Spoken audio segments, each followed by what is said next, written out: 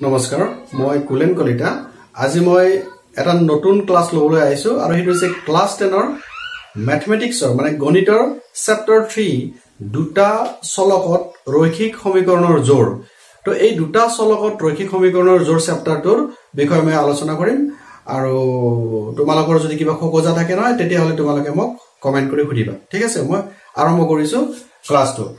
তো দুটা চলকত ৰৈখিক সমীকৰণৰ জোৰ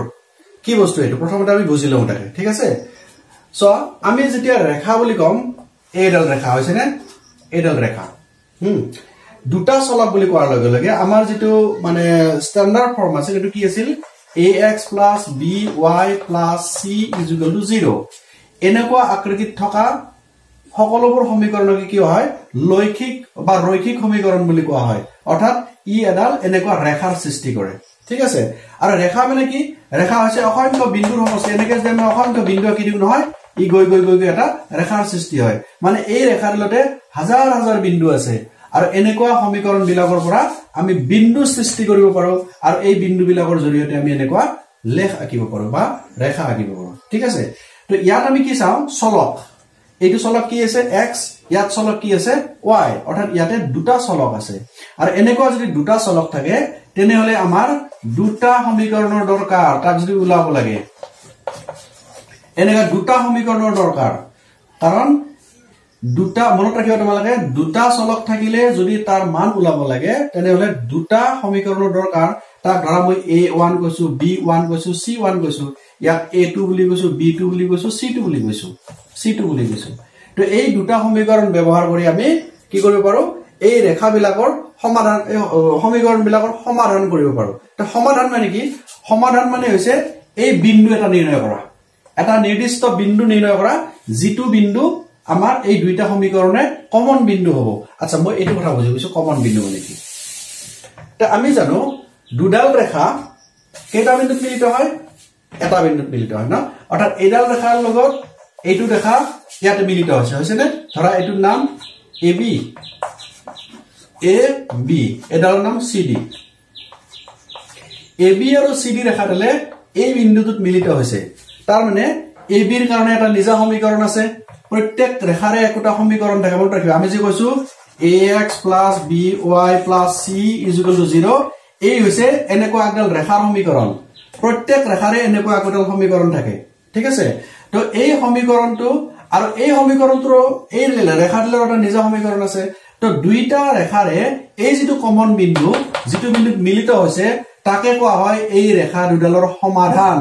সবাৰে ভালকে মনত ৰাখা সমাধান মানে কি তোমাক যে কয় সমাধান কৰা মানে এই ৰেখা দুডালৰ মিলিত হোৱা বিন্দুটো উলাব লাগে তুমি কোনটো বিন্দুত মিলিত হৈছে সেই বিন্দুটো উলিয়াব লাগে আৰু তাকে কোৱা হয় এই ৰেখা দুডালৰ সমাধান কৰা ঠিক আছে আমি চেপ্টাৰটোৰ ভিতৰত যেতিয়া সোমাই যাম তেতিয়া তোমালোকে এই কথাবিলাক বুজি পাবা মই জাস্ট ইয়াৰ অৰ্থটো কৈছো ঠিক আছে সমাধান কৰা মানে হৈছে ৰেখা দুডালে মিলিত হোৱা বিন্দুটো নিৰ্ণয় কৰা এটা ৰেখা দুডালে কি অৱস্থাত মিলিত হ'ব পাৰে এক নম্বৰ শৰ্ত যে দুডাল ৰেখা এটা বিন্দুত মিলিত হ'ব পাৰে অৰ্থাৎ ইয়াৰ এনেকুৱা এটাই মাত্ৰ বিন্দু আছে x y এটা বিন্দু উত্তৰ হ'ব তোমাৰ x ৰ মান কিবা এটা পাবা y ৰ মান কিবা এটা পাবা কাৰণ এটাই বিন্দুত মিলিত হৈছে দুই নম্বৰ শৰ্ত যদি ৰেখা দুডাল এই ৰেখা দুডাল এনেকে থাকে কেনেকুৱা ৰেখা সমান্তৰাল ৰেখা দুডাল সমান্তৰাল ৰেখাৰে কৰবাত কেতিয়াও মিলিত হয় নে কেতিয়াও নহয় কাৰণ দুডাল সমান্তৰাল ৰেখা কত লগালগি হ'বই নোৱাৰে যদি লগালগি হ'ব নোৱাৰে তাৰ মিলিত বিন্দু কত পাম নেকি যদি নাপাও ইয়াৰ কেতিয়াও আমি বিন্দু পাব নোৱাৰো অৰ্থাৎ দুডাল সমান্তৰাল ৰেখাৰ মিলিত হোৱা বিন্দু বা সমাধানটো কেতিয়াও নাপাও অৰ্থাৎ এনেকুৱা ৰেখাৰ কেতিয়াও সমাধান নাথাকে কাৰণ মিলিত বিন্দু কেতিয়াও নাপাও তিন নম্বৰ শৰ্ত এনেকুৱা হ'ব পাৰে নেকি ধৰিয়া এইডাল আছিল AB নামৰ ৰেখা এই AB নামৰ ৰেখাটোৰ ওপৰত আন এডাল ৰেখা এনেকে উপৰি মানে একডালৰ ওপৰত একডাল উপৰি পতন হৈ আছে মানে একডালৰ ওপৰত পৰি আছে এডালৰ নাম CD মানে AB ৰ ওপৰতে CD ও পৰি আছে একেলগে অৰ্থাৎ দুইডাল লগ লাগি আছে ইয়াৰ কি হ'ব এটো বিন্দুটো মিলিত হৈছে এটোটো মিলিত হৈছে এটোটো চাইও গোটেই কথাটো মিলিত হৈছে কাৰণ এটাৰ ওপৰত এটা লগ লাগি আছে মানে প্ৰতিটো বিন্দুৱে মিলি আছে অৰ্থাৎ ইয়াৰ কি পাম আমি অসংখ্য বিন্দু পাম মিলিত বিন্দু সেই গতিকে ইয়াৰ কি হ'ব ইয়াত যেনেকে মাত্ৰ এটা পাইছিলো বিন্দু xy বুলি ইয়াত আমি এটাও পোৱা নাছিলো কাৰণ লগে লগা নাছিল ইয়াত অসংখ্য বিন্দু ওলাব ঠিক আছে গতিকে আমি এই তিনটা শর্ত আমি কেনেকৈ গণিতটো কৰতে উলিয়াম তাক আমি এতিয়া শিকিব লৈছো ঠিক আছে এক নম্বৰ শর্ত আমি দুটা সমীকরণ লৈছিলো কি আছিল এটা আছে a1x plus b1y plus c1 is equal to 0 এটো আছে এক নম্বৰ ৰেখাডাল মানে এটা সমীকৰণ আৰু এটা বস্তু আমি দুই number Rekha a2x plus b2y plus c2 is equal to 0 এটো হল এক নম্বৰ ৰেখা এটো হৈছে দুই নম্বৰ ৰেখা ঠিক আছে নে এই ৰেখাৰ দলে ইহতৰ মাজৰ কটাকটি বিন্দু এটা থাকিব নে অসংখ্য থাকিব নে এটাও না থাকে সেই শর্তটো আমি সামিতে চাবা এক নম্বৰ যদি হে দুইটা সমীকৰণৰ a1 by a2 is not equal to b1 by b2 so এটো a1 a2 বুলি কৈছো যে এটো a1 a2 ইয়াত আমি a1 লিখিবলে by a2 কৰি দিব লাগিব ইয়াৰে b1 by b2 কৰিব লাগিব যদি দুটাৰ ৰিজাল্ট সমান নহয় তেনেহলে মনত ৰাখিবা মাত্ৰ এটা সমাধান আছে অর্থাৎ ইহতে এটা বিন্দুত লগ লাগিছে মই যে কৈছিলো তেতিয়া হেতু দুই নম্বৰ শৰ্ত যদি এই ৰেখাডাল এনেকুৱা শর্ত হয় a1 by a2 is equal to b1 by b2 is equal to c1 by c2 গোটে এটা এইটোৰ ভগ্নাংক অৰ্থাৎ a1 by a2 কৰি চালা b1 by b2 কৰি চালা c1 by c2 কৰি চালা গোটে মহা একে হয় তেতিয়া গম পাবা ই কি হ'ব অসংখ্য আছে অসংখ্য সমাধান আছে অসংখ্য বিন্দু আছে আৰু এটা শৰ্ত আছে 3 নম্বৰ কি আছে এটো যে যদি a1 by a2 is equal to b1 by b2 but not equal to c1 by c2 ইয়াৰ আমি a1 by a2 ওলালো b1 by b2 ওলালো দুটা সমান হল কিন্তু c1 by c2 টো সমান হোৱা নাই তেতিয়া হলে এটো কি হ'ব সমাধান নাই কিয় নাই কাৰণ ইহত দুটা সমান্তৰাল হৈ আছে গতিকে এই তিনটা শৰ্ত আমি জানিব লাগিব এই শৰ্ত তিনটাক ব্যৱহাৰ কৰি আমি কি কৰিব পাৰো মানে ৰেখাডাল কেনেকুৱা হ'ব তাৰ নেচাৰটো আমি জানিব পাৰো এতিয়া আমি এটা গণিত কৰি চাইছো 2 1 5x minus 4y plus 8 is equal to 0 আৰু 7x plus 6y minus 9 is equal to 0 এটো কিতাপৰ পৰা লৈছো মই ঠিক আছে ইয়াত দিছে এই দুটা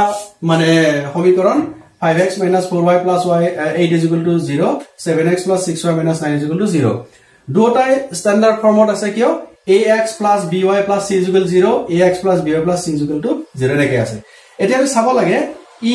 এটা সমাধান আছে নে অসংখ্য সমাধান আছে নে এটা সমাধান নাই আমি চাই লম প্ৰথমতে কি ইয়াত চাই লোৱা a1 মানে কি আছে আমি লিখিম a1 by a2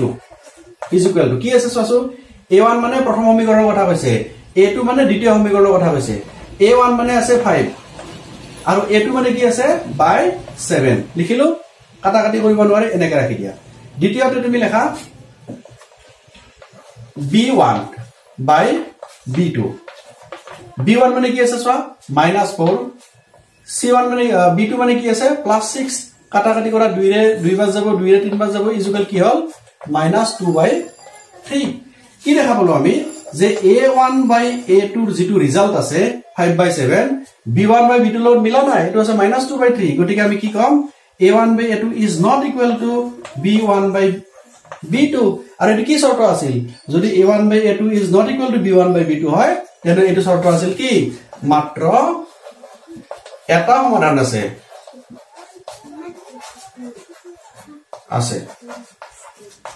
বুজি পালানে তে আমি দেখা পালো আমাক প্ৰশ্নত যেটো সুধিছে যে ইয়াৰে কটাকটি কৰিব নে সমান্তৰাল হ'ব নে এডালৰ ওপৰত এডাল ওভাৰল্যাপিং হ'ব এটো কথা সুধিছে তে আমি দেখা পালো যেহেতু a1 by a2 is not equal to b1 by b2 ইয়াৰ মাত্ৰ এটা সমাধান আছে তাৰ মানে দুইডাল ৰেখা এনেকে কটাকটি কৰিব এটা বিন্দুত কটাকটি কৰিব এটো উত্তৰ ঠিক আছে তে এনেকে লেসনটো তোমালকে অংকবিলাক কৰিব চাবা ইয়াৰ পিছত মই তাৰ যি সমাধান পদ্ধতি আছে সমাধান পদ্ধতি বিলাকৰ বিষয় তোমালকৈ বুজাই কম ঠিক আছে ধন্যবাদ